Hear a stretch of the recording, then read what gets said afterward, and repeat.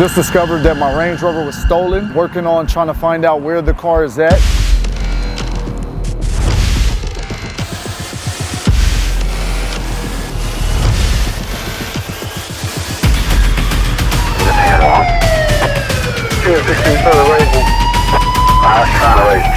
Let me see how I want to do this.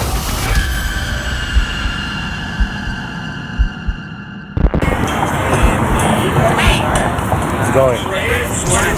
So I had a guest that previously rented from me 4 separate occasions and always brought my vehicles back in perfect condition. So I trusted that when I gave him my Range Rover that the same thing would happen. It turned into a nightmare. Over the time, the customer was perfect for the first 3 weeks that he had my vehicle, but once he started to have it longer than the 3 weeks, I noticed that things weren't going the same way. Customer was requesting that I extend his rental, which, you know, that's normal. He'll ask for an extension here and there. He asked for a 1-week extension. I agreed. Went ahead and extended it for him. He's like, hey, I'll pay you next week. Okay, great customer, always took care of his debts. Everything was fine, so I didn't think nothing of it. Let him have the extension without actually, collecting the funds. That's mistake number 1.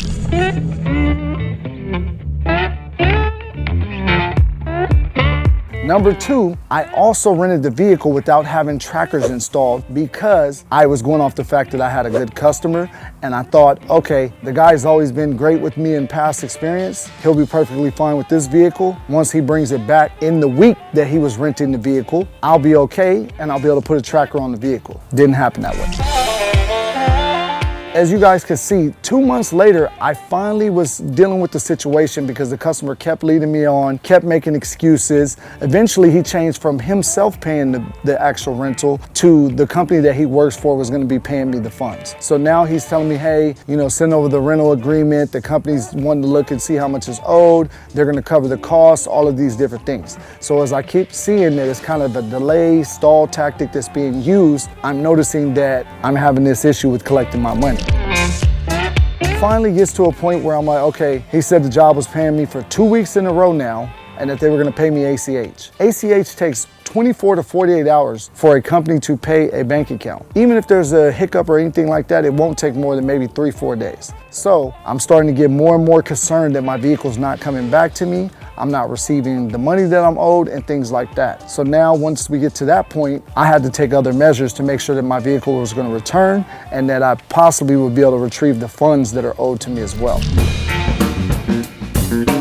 So now I went ahead and I drafted up a demand letter, had a lawyer go ahead and write that up for me, make sure that I had all the points that were on there as far as what the vehicle was, the amount the customer owed me, the period of time that the customer had it, and when the vehicle was supposed to be back. After that, I also went down to talk with the police department in regards to filing a report. So when it comes to doing rental cars, it's a little bit different process than if you're doing a stolen vehicle because you have to go through the embezzlement department. So they have a different process. I physically had to send the demand letter to the customer's location, address on file, and allow that to be received or denied before I was able to go ahead and file this embezzlement report. So now that I've done all of that, the customer was still ducking and dodging. I provided him this information that I was doing this because, like I said, he was a previously good customer and I thought that he was still going to be a good customer and that, maybe something just happened. Well, he still was like, okay, yeah, I'm gonna bring it back this weekend.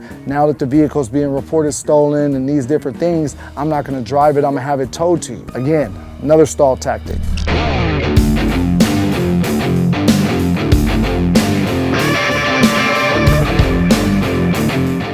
Another good thing that you always want to do with your customers is make sure that you build a rapport and learn things about your customers when you're going through the rental car process.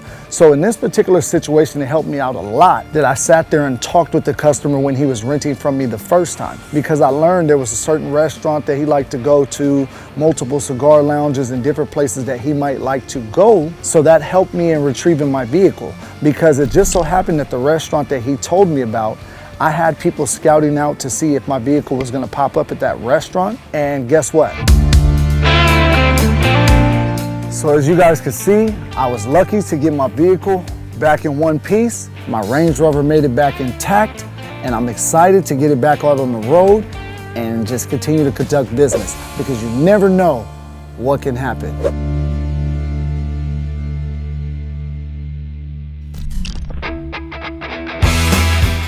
And now the only thing I'm working on now is just figuring out how to get the repercussions for the money that's owed, which now that's going to be a challenge. So I'm working on seeing how collections could benefit, if there's a way to put it on the credit reports, different ways that I can potentially get the customer to resolve the issue with me and hopefully not have to deal with this going forward. So multiple lessons to learn when it comes to renting vehicles. Make sure you always protect your assets. So in this situation, I didn't do that the right way that I normally do. I should have put my trackers.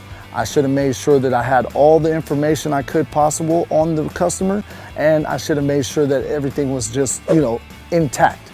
So the money should have been taken care of as well. So I shouldn't have done that to where I gave him grace. 1 or 2 days is okay occasionally, but allowing a customer, a week, 2 weeks, multiple weeks to pile up, do not do that. Especially if you are a small business owner like myself, it's very harmful for your business. But guess what? Things happen for a reason. It's all figured out. Vehicle came back in great shape, which I'm very surprised, and I'm happy that I didn't have to file any insurance claims or anything else like that. So I wanted to share this story with you guys today so that you can protect your assets and also have awareness when it comes to the rental car business of the things that can happen and just having better practices. So the better you are with your business, the more successful you'll be and the less stress that you'll have to face. Thank you guys for watching my video today. I hope you learned from my mistakes and that you don't have these happen to you in the future. Like, comment, subscribe, let me know what you guys think. Look forward to seeing you on my next video.